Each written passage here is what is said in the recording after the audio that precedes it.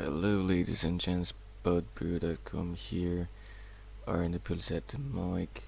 Basically, this time around I wanted to bring a little bit of casual standard, although the one on the left, which is Black-Green Aristocrats or Black-Green Rites, is not super casual. It just needs a little bit of tuning, but that's about it. It has pretty much most of the cards that should be in that deck.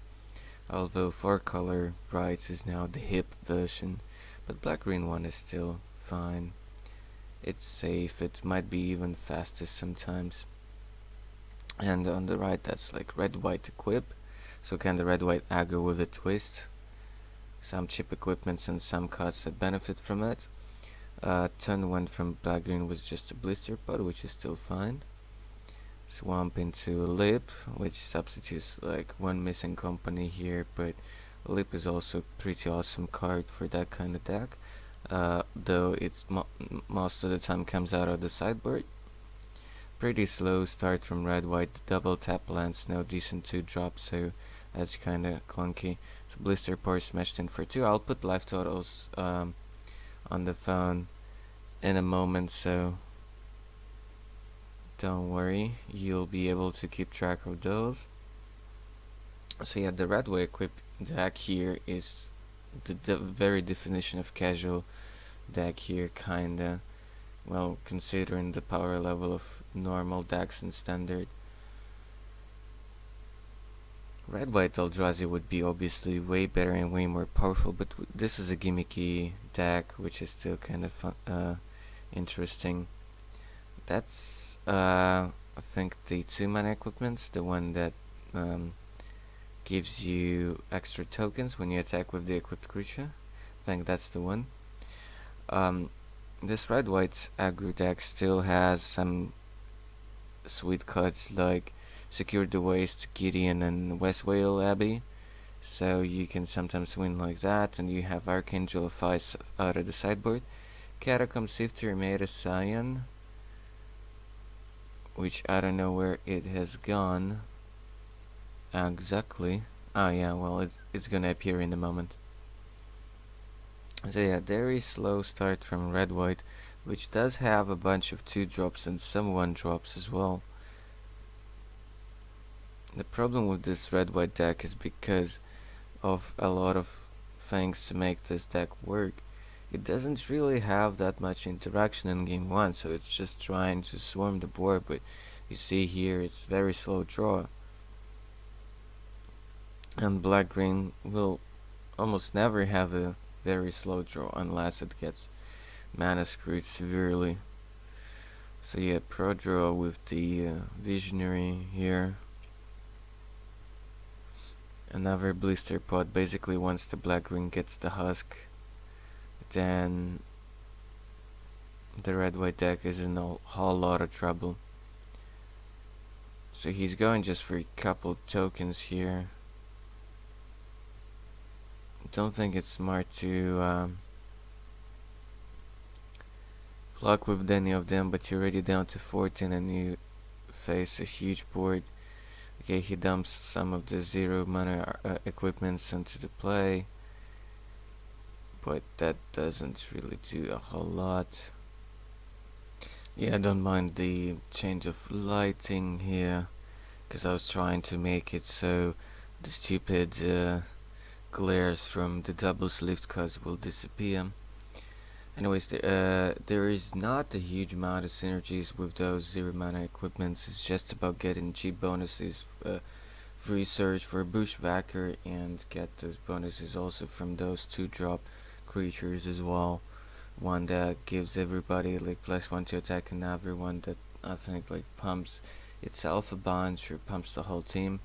The other one from the Oof. So here he is attacking with the whole squad. His opponent has a blister pod and visionary to block with. All the bodies are 1 toughness though.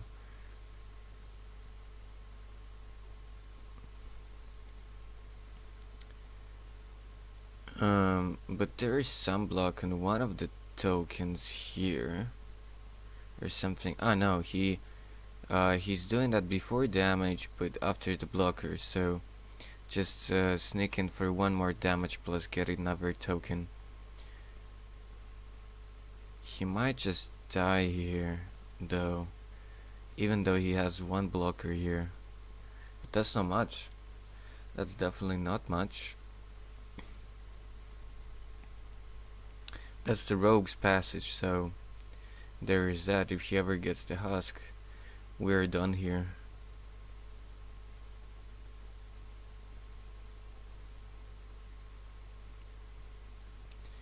We would be done here.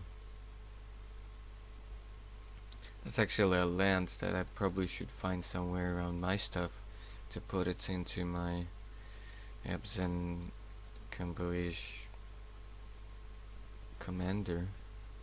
I need a Carless Saucers for Displacer because I also want to play the stupid combo in there with the Brood Monitor. So everyone come in here. And that's a lot of damage. And well, with the Leap and Ply, he can sacrifice Blister Pots to get blockers for his opponent's next turn offense, so there is that. So I guess he really doesn't mind attacking with the whole squad here.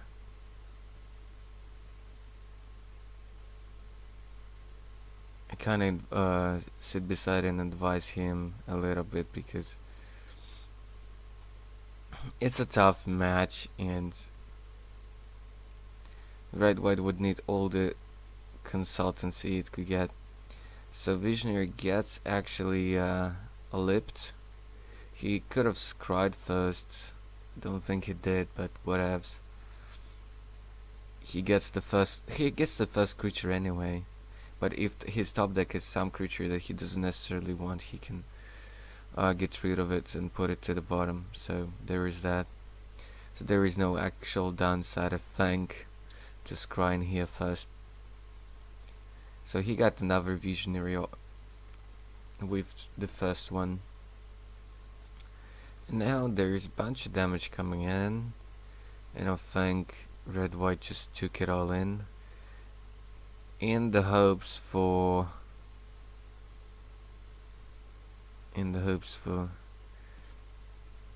actually having lethal next turn. This is 4 attackers right now, some of which are more than just 2 power. Plan an equipment so that he can search for cheap the Bushwhacker, equip one of the tokens, and Bushwhacker pumps everybody and it comes in itself as well. But there was a thing going on. It's called tap 3 lands and use a Scion and then cast Company. Now he scries. And then look at top 6. The proxy is a Cutthroat. Just for some reason he forgot to tell me that he misses one and another body who was supposed to come should have brought it, but anyways. It's good that I'm narrating this after everything happened, so I actually know what the hell is that. So yeah, with Cutthroat and another body, he's okay. He even gets to draw off of that Visionary, which I hope he wouldn't forget.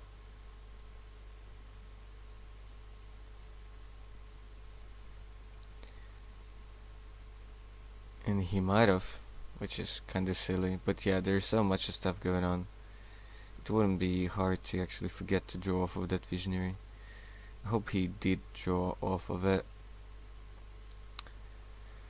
So most of these guys are just 1 toughness, but some are actually a lot of power.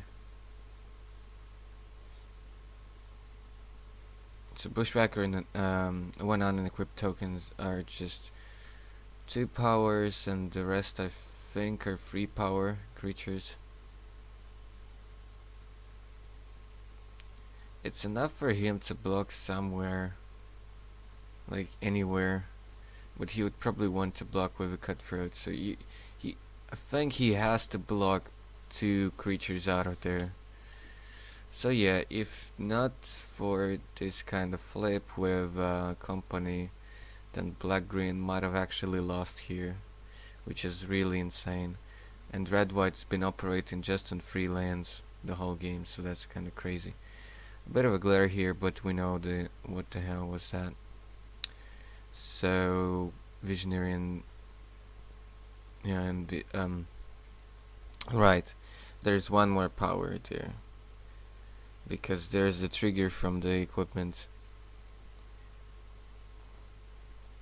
when the creature attacks. So we forgot about that. Correct that because we want an interesting game, a tight one. So yeah, the way he calculated it, he took a bunch of damage, which was, I believe, 3, 4, 5, 7. Should have been actually 8, and he was at 13. Yeah, there was 2, no, 3, 5, 7, 8. Yeah, 8. So 13 minus 8, we go to 5, and then he gains couple life off of the cutthroat and the creature and everyone. So both end up at 7 here after the dust settles.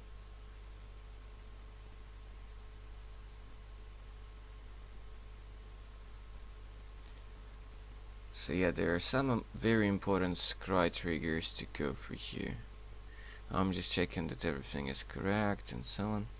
So first scry to the bottom, another scry. So he's really digging for something like another cutthroat or a husk in here. I believe that anything else is not gonna matter. Yeah, the token's gonna die, that's for sure. Just pointing that out.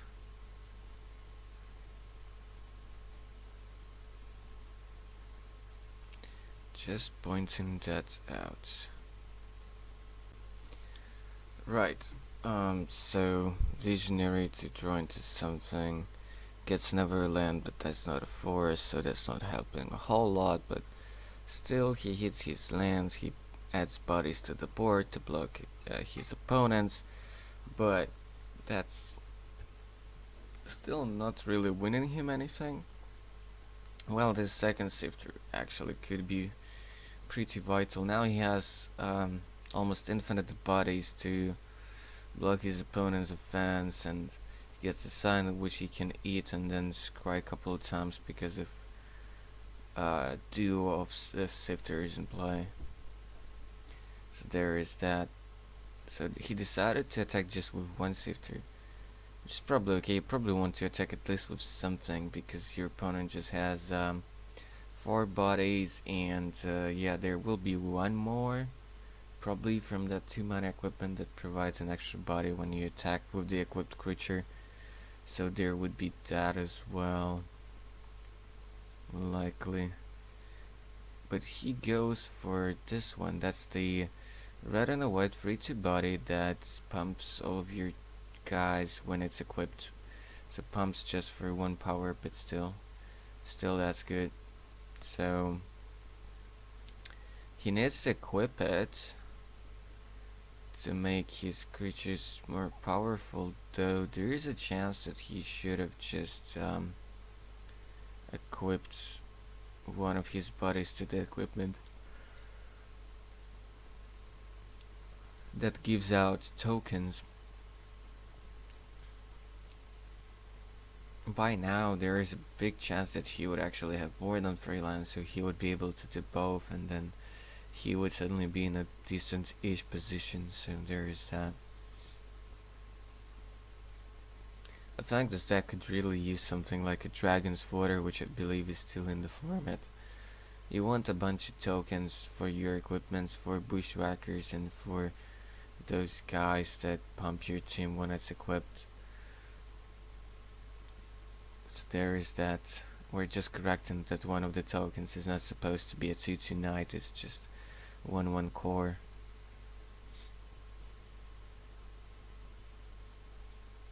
But the damage last turn was calculated properly anyway. He decides not to attack. Well, yeah.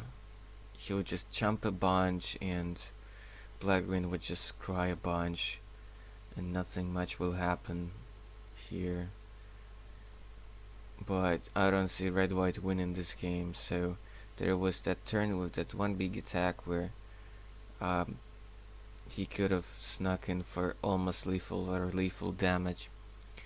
Now Duskwatch Recruit joins the party, and Black Green will now be able to dig for a bunch of cards. With Passage already in play, all he needs is just Husk or Cutthroat, and he finds a Husk, which is lethal in 2 turns, and I don't believe that in that amount of time Red White can actually get in for any damage, because Black Green can just block or chump block a bunch and get more stuff from the blister pods and scry with sifters and so on. But yeah, Black Green would just go like next turn Husk, and then turn after it's bored, or like eat some guys and make it unblockable. Red White is already at 5, so it only means eating a couple of creatures. And there are not that many removals in the main deck of this red white deck. But still, it was somewhat close at some points.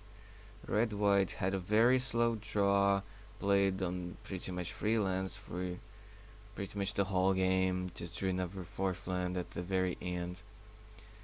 I'm helping him to sideboard here because I want to see a real game and I want it to be close. Even though red white is such a huge underdog in this kind of matchup. So we're gonna bring a bunch of removals, some outnumbers, warping whales, that's Archangelify,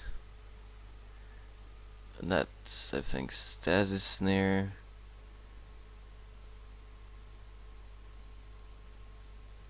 or something like that. Oh no, it's Moonlight, which is good against company and stuff like this, but 4 may be too much. In a control deck, maybe 4 would be cool, because then you would have sweepers and stuff like this. But yeah, it's not rally plus company, and nowadays it's just company. So yeah, there's the snares in there, taking out some tricks, that 1 mana pump a guy, prevent the damage, and make a 1/1. That's kinda sneezy. You just need all the interaction you could ever have. I don't know, like what Black Green is supposed to side in here. Probably some removals. Maybe Transgress, I don't know. There are a lot of 2 drops though, but there are some like 3 drops as well. So he's just explaining me that he's thinking of keeping some amount of Oath of Gideon just because of actual Gideon, but I don't think it's worth it.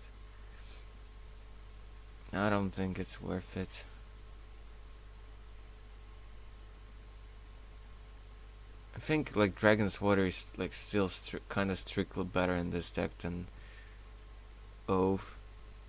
You don't care about that extra bonus for the Planeswalker that much. And I know they produce allies, but in this deck it doesn't seem there any way to benefit from that.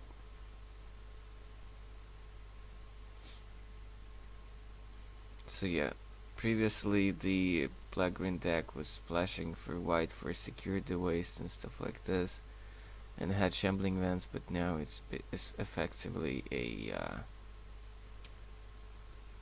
effectively missing Quagmire.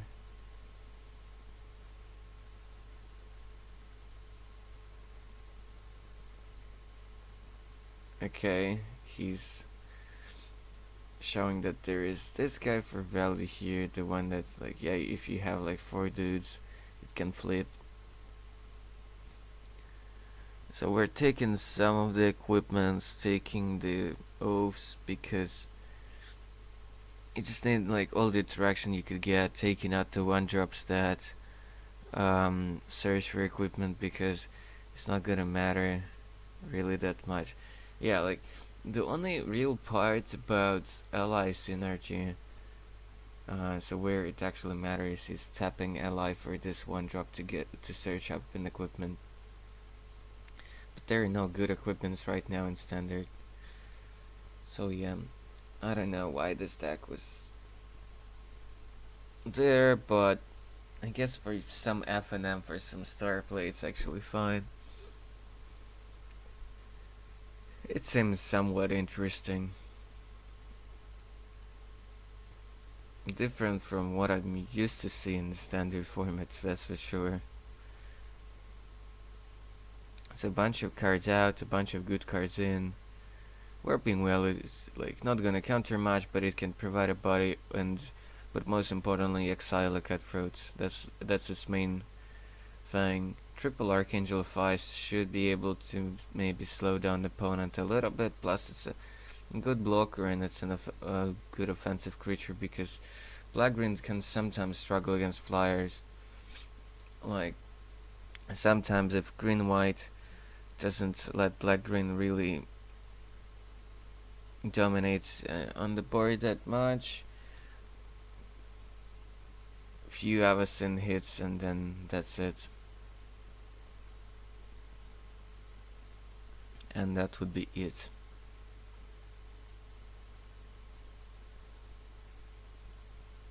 It's a kinda land heavy hand, but there's an Archangel in there and I think there was more interaction than that.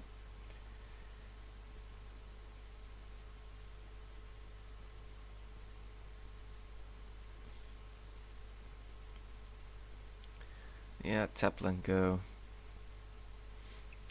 Wilds pass. I don't know if like just a simple uncommon black green tapland might be better like over wilds here. It's hard to say.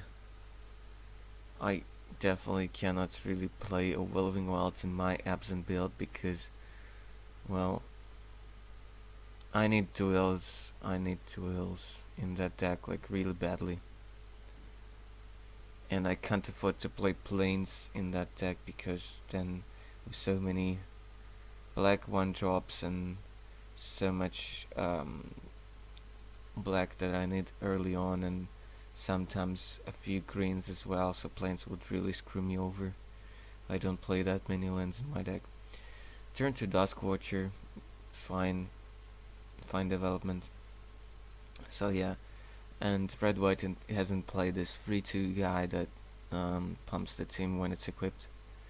So equipment, pump it, yeah, well that's not gonna get it anywhere, but it's so dangerous to keep Duskwatcher in play because then he can fish for more and more meat.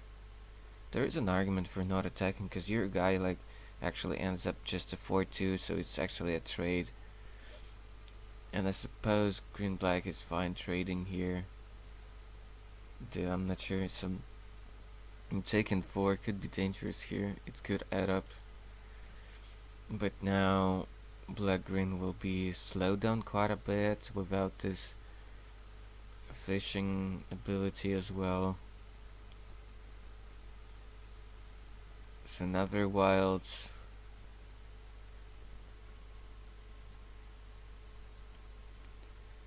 I don't know, like somehow I feel like the black green that the list that John Verbal guys were playing at the Pro Tour, I think the only tap lands in that deck were just the Quagmires. So Quagmires wastes Abyss and a bunch of basics. I don't think it played that many tap lands, so there's an argument for not playing neither wilds, neither the uncommon tap land. Don't quite see it. I think it's another Duskwatch recruiter. I think it's another one of those.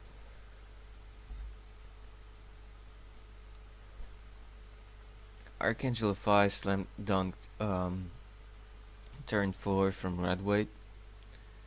With the equipment, it might be actually fast clock.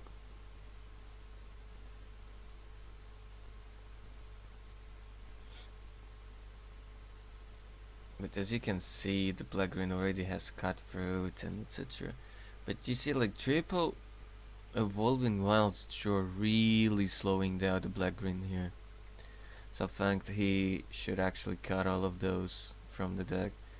His argument of feeling the deck is just not good.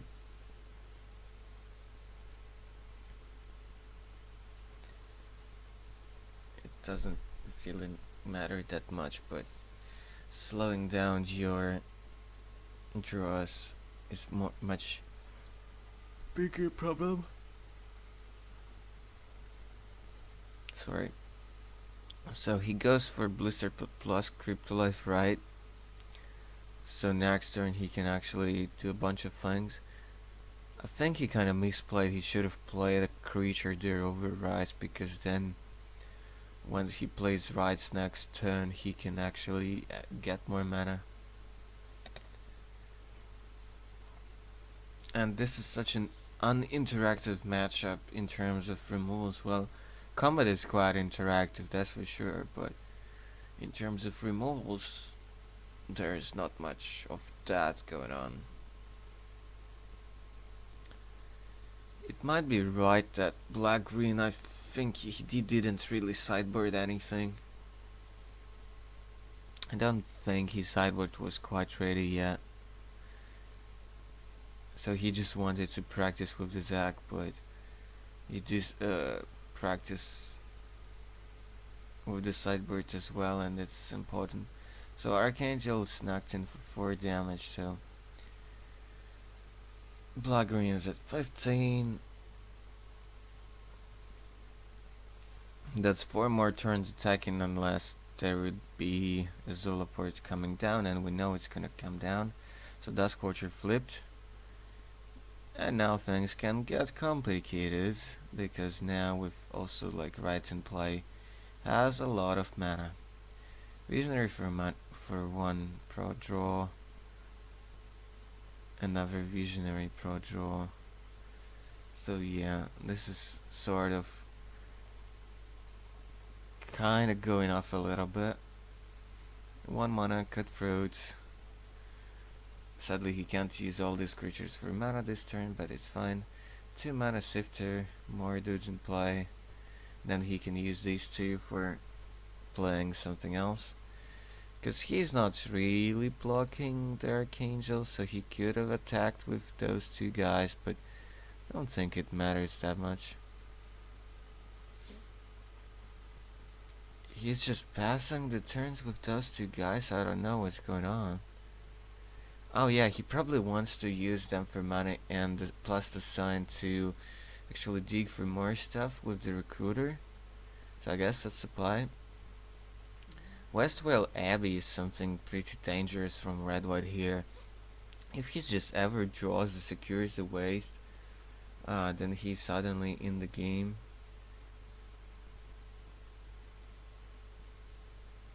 Though with such a clogged board, there's an argument for actually just maybe staying on defense with the Archangel. I don't know. He can make a blocker, but that would cost him 1 life. I don't know if that's actually good here.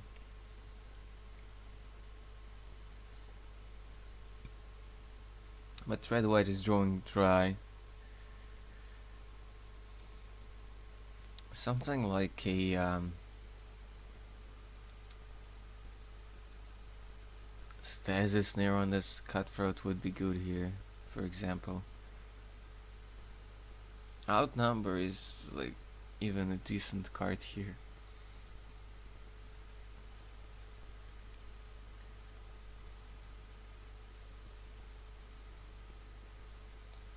You see a Lily in his hand,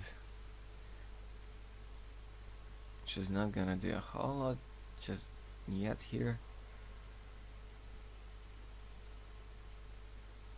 3 mana Lily on him, which is fine. He's gonna get to, well, he can't flip her just yet, because I think the remains of his hand, like another Sifter and the Loam Triad, it's not gonna do a whole lot. It's not gonna do a whole lot, but I think he could just start attacking here. He's most likely not dead on the next attack unless red white somehow would actually have to secure the waste here. So there is that, but I don't think he has much of a choice here. He needs to attack to trigger Cutthroat to trigger Liliana. I think just attacking with everybody who's not in sickness is a fine idea. There's not much else he could do here in this situation. Oh no, like, he actually added the another sign with the sifter so he can transform Lily, pardon me. But I don't think there is anything really exciting in his graveyard, because nothing really died. Well, he does have that other Dusk Watcher, so that's something interesting. That's something interesting. But he needs to close out this game somehow. And there is a chance that he would just never see Husk at all in the top 10 cards of his deck. It's possible. It's actually still possible. So he can make a chump blocker, but it's kinda annoying. You take one from the activation. You can soak like some damage, but you're basically just soaking one damage here, which is kind of bad. Kind of bad.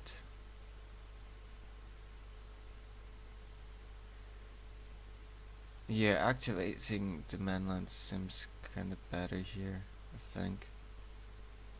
He can just eat something. Because his Lily's gonna flip no matter what because of that sign, so it doesn't matter.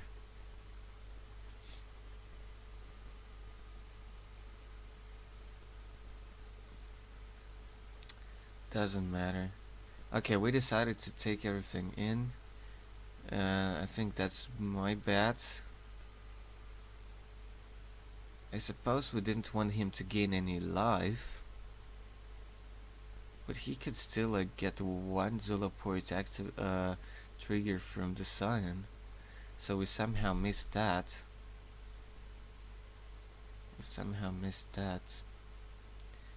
There is a Bushwhacker that doesn't really do much.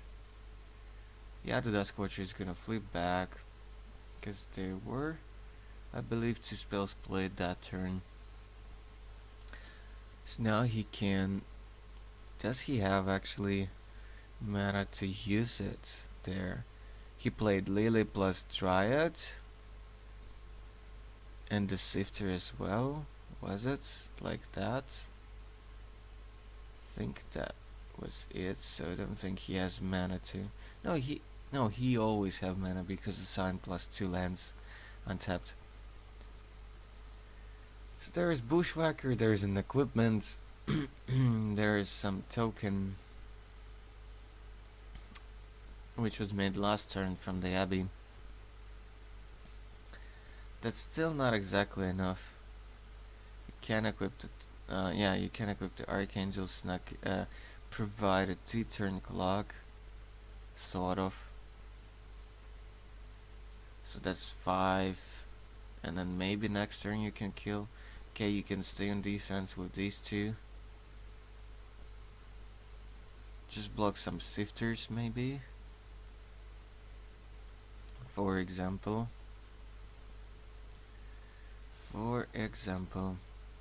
Dusk Watcher is such a sick card in a deck with Rites. And yeah, 4-color Rites is also a sick deck.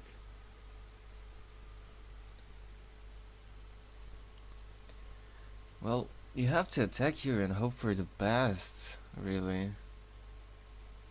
So that's attack for 5. He's gonna fall down to 6. And now I think he's doing something pretty bad, but whatever. He can of course equip it on his turn, but I think this is not really gonna matter that much.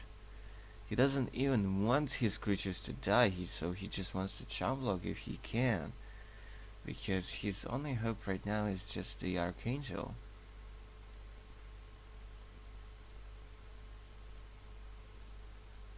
So Lily's gonna flip at the end of his turn because of Cyan. So he's gonna use the Duskwatch to fish for Husk or something. He's gonna scry first for a couple of times because he has 2 sifters in play. Now he's fishing for something. Yeah, he found a cutthroat. Now he just needs to find a Husk for the win, for a guaranteed win. On the other hand, he could just play that cutthroat and attack with everything, and that probably also would do it.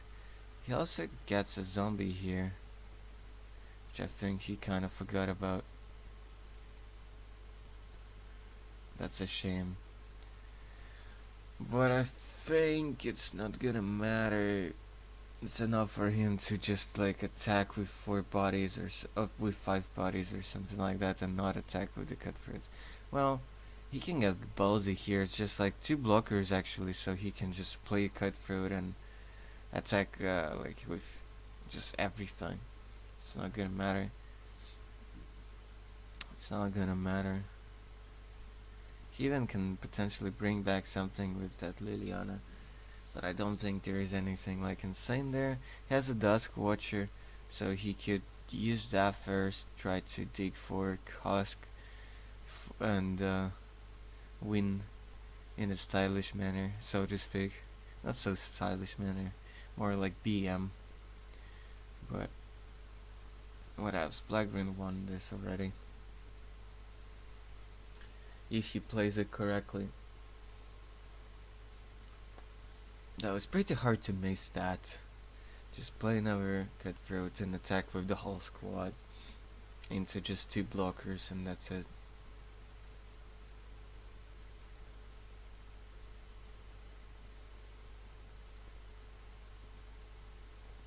Yeah, fishing for Husk is a fine possibility here.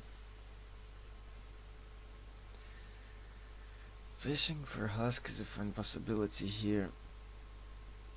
Oh yeah, I guess we paused here because we were discussing like, is there any upside of activating Duskwatch on the upkeep before draw? We figured there is pretty much no difference there, unless you know your top deck, because of maybe some scries from the sifter. But last turn it was first scries and then activation, so he doesn't know his top deck. But yeah, there could be merit sometimes to actually use the Duskwatch on the upkeep. If let's say you scry something to the top and then your opponent plays something, and then you may want to change your decision. That Shambling Vance is just a giggity land there. It's not the white source, it's the black green one. Okay, fishing first with the Duskwatch. You just need a Husk for the style points. He finds a sifter, which is not exactly what you want, but it doesn't matter. You can play it to guarantee that you would have enough trains, but I think it's enough no matter what. So he goes for playing the sifter, and then he can use a couple guys to actually cast that second Zulaport. He can crack the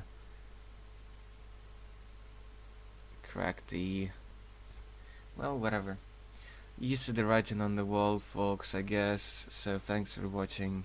Don't forget to subscribe or check the links in the description and the website and the channel. And I'll see you guys in the next video. Me battling against Black-green with my weird Absent Drain deck with Marsh from the team. See you guys later. Bye.